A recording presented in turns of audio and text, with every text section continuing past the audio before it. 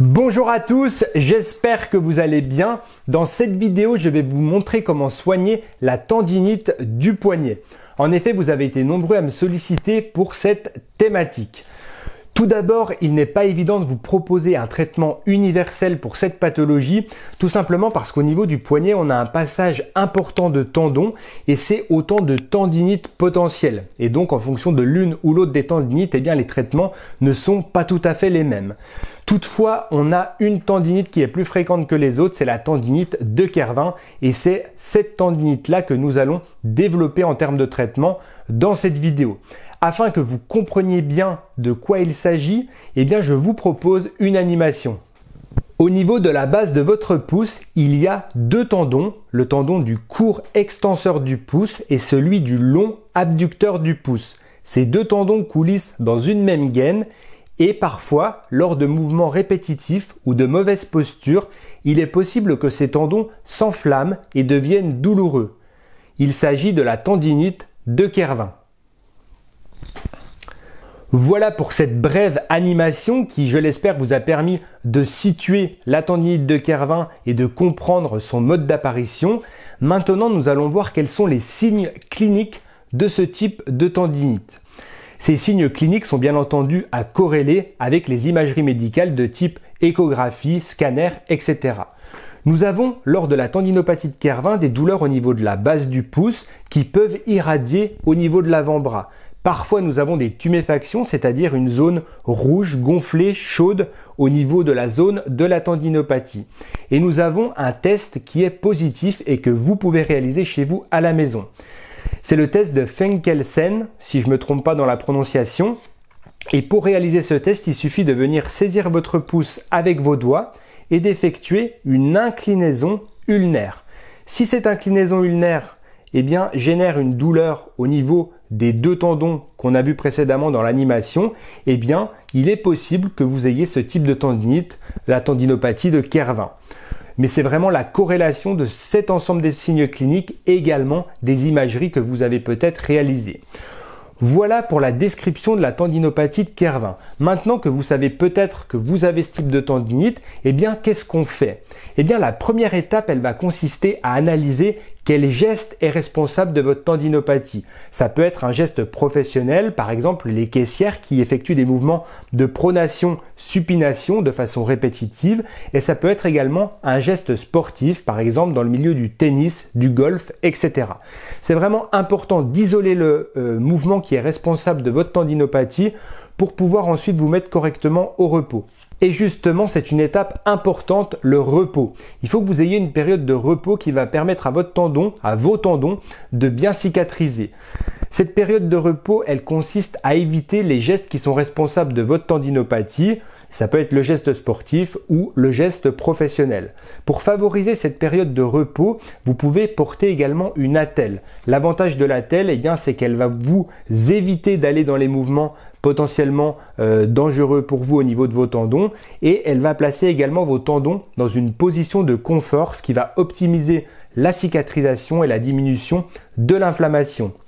Durant cette phase de repos, vous pouvez également mettre de la glace pour diminuer l'inflammation et je vous conseille également les cryo-argiles qui ont un effet à la fois sur l'inflammation et sur la douleur. Je vous mets les liens dans la description si vous ne savez pas de quoi il s'agit.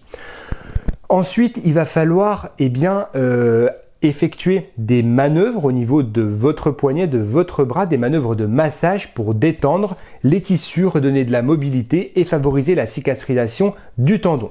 Je vous montre tout de suite et assez rapidement une séance de massage. J'utilise ici de l'huile neutre, mais vous pouvez utiliser des baumes à l'arnica, des baumes camphrés, etc. Vous pouvez commencer par des manœuvres assez globales au niveau de la base du pouce, là où se situe la tendinopathie, et ensuite vous pouvez venir sur toute la partie de l'avant-bras. Manœuvres au début qui peuvent être assez superficielles, et ensuite je vais vous montrer toutes les manœuvres spécifiques en commençant du pouce et en allant jusqu'au niveau du coude. Vous pouvez commencer, après avoir fait les manœuvres superficielles, à mobiliser un petit peu vos articulations de la colonne du pouce. Donc la première articulation qui est l'articulation entre vos phalanges, ensuite la métacarpophalangienne, et vous pouvez mobiliser un petit peu dans tous les sens. Je ne vous demande pas d'être kinésithérapeute ou d'être ostéopathe, mais vous repérez bien vos articulations et vous effectuez des petits mouvements de va-et-vient sur ces articulations-là pour leur redonner de la mobilité. Donc vous pouvez faire ça sur l'ensemble des articulations, entre les phalanges, métacarpophalangienne et entre les petits os du poignet et votre métacarpe. Ensuite, on peut venir faire des petites manœuvres profondes au niveau des muscles de la loge thénard qui se situent entre votre pouce et votre index. Donc c'est des manœuvres où vous venez pétrir un petit peu l'ensemble de ces muscles. Et parfois, il y a un petit point douloureux entre ces deux doigts, l'index et le pouce, et c'est notamment un point d'acupression. Donc pour traiter le point d'acupression, pour le stimuler en tout cas, vous venez effectuer une pression maintenue pendant 30 à 40 secondes. Ce point est généralement assez sensible et assez facile à trouver. Ensuite, on peut faire les manœuvres de décoaptation au niveau de l'articulation, des articulations de votre poignet. Il faut que votre poignet soit bien relâché. Vous allez venir saisir votre poignet avec votre pince index-pouce et vous allez effectuer des pressions, décompressions. Pour les personnes les plus souples, vous allez peut-être percevoir, entendre des petits craquements qui signifient que les os de votre poignet s'écartent et se rapprochent. Donc vous êtes bien en train de faire de la décompression. Ensuite, on passe à des manœuvres profondes sur l'ensemble de vos muscles de l'avant-bras. Les muscles qu'on a précédemment cités, le court extenseur et le long abducteur, sont des muscles dont l'insertion est profonde. Donc n'hésitez pas à appuyer de façon assez maintenue sur l'ensemble de votre avant-bras. Vous pouvez faire du pétrissage en profondeur. Et les manœuvres de pression glissée, vous pouvez les faire sur cette loge postérieure, sur la loge antérieure. Voilà, l'objectif c'est vraiment de détendre l'ensemble de votre avant-bras. On va retrouver ici un point d'acupression qui est intéressant au niveau des épicondyliens. Donc vous pouvez le trouver vraiment sur la face latérale du coude et si ce point est actif chez vous, généralement à l'appui, c'est un point qui est assez sensible avec une petite douleur. Même principe que pour le point d'acupression que vous avez trouvé entre votre pouce et votre index, vous venez effectuer une pression maintenue. On assimile un petit peu parfois ces points d'acupression au trigger point. C'est deux choses différentes, mais parfois on retrouve des cartographies qui sont un petit peu semblables. Pareil, vous le traitez à peu près en 30 secondes.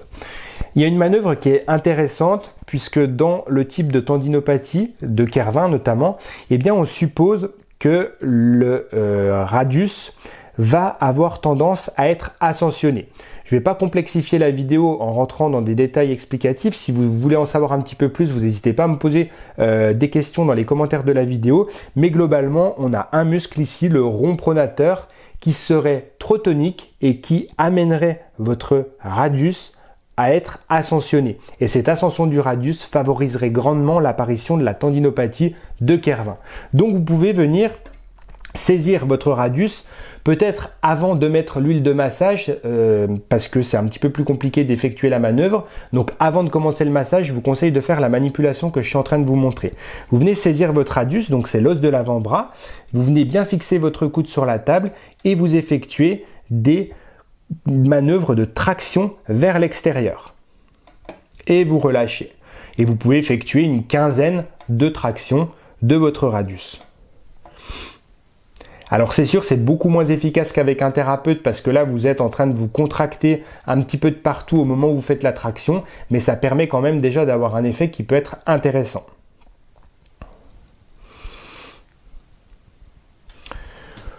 Voilà globalement pour ce que je voulais vous montrer au niveau du massage, de bien détendre toute la musculature de la main, d'effectuer des techniques réflexes avec les points d'acupression au niveau de la main et des épicondyliens et d'effectuer des manœuvres profondes au niveau de la musculature de l'avant-bras. Je ne me suis pas attardé dessus pour pas que la vidéo dure trop longtemps, mais n'hésitez pas à bien détendre l'ensemble de la musculature.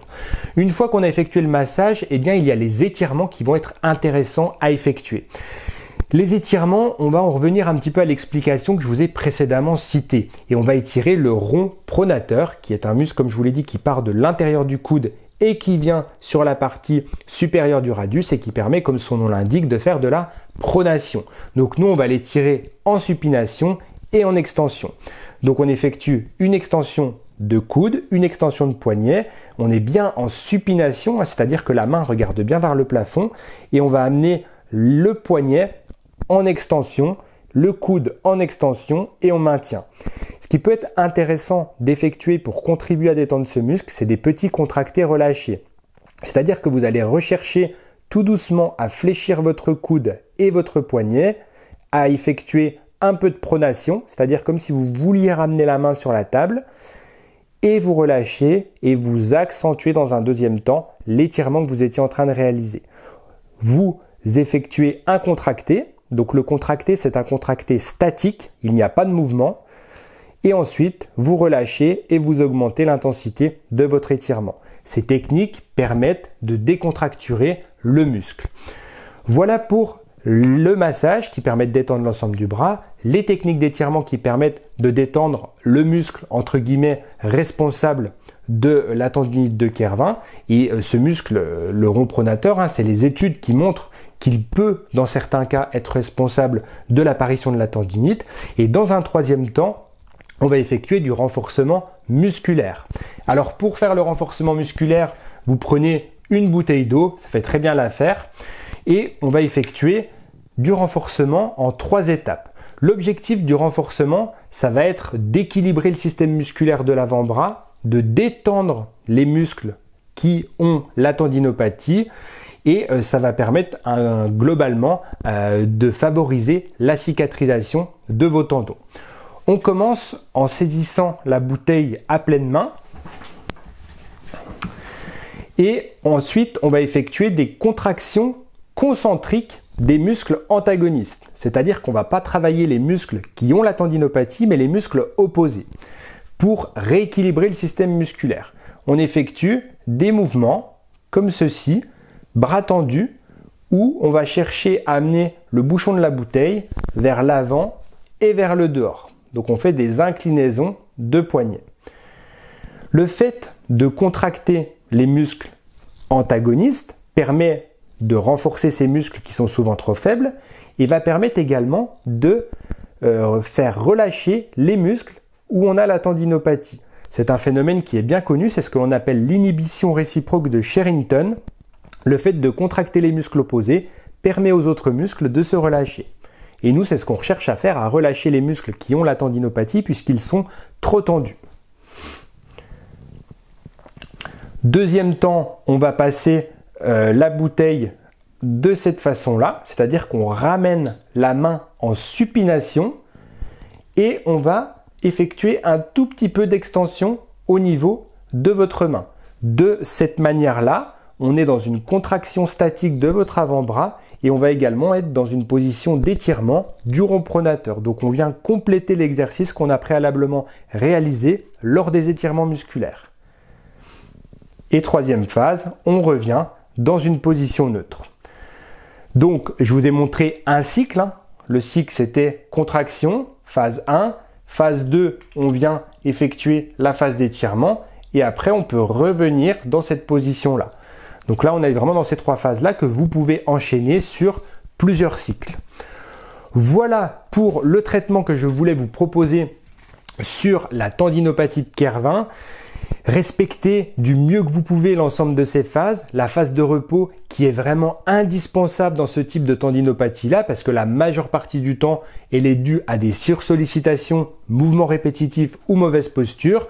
Effectuez bien les étirements régulièrement dans la journée.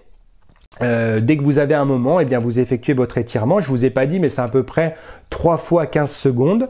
Et ensuite, il faut effectuer aussi le renforcement musculaire pour stabiliser et pour éviter que votre tendinopathie revienne. Si vous avez des douleurs tout au long de votre traitement, n'hésitez pas à mettre de la glace, de l'argile Pensez également avec votre kinésithérapeute ou votre médecin à l'attelle de repos qui peut vraiment vous faciliter la vie et vous permettre de diminuer significativement vos douleurs. Et si vous, de votre côté, il y a des questions particulières que j'ai pas abordées dans cette vidéo, et bien vous n'hésitez pas à m'en faire part dans les commentaires de la vidéo. J'espère vraiment que ce contenu vous a plu et vous aidera. Si c'est le cas, n'hésitez pas à mettre un pouce en l'air et à vous abonner bien entendu si ce n'est pas encore fait. Merci à tous et à tous de votre attention, de votre écoute et moi je vous dis à très bientôt dans une prochaine vidéo. Ciao ciao.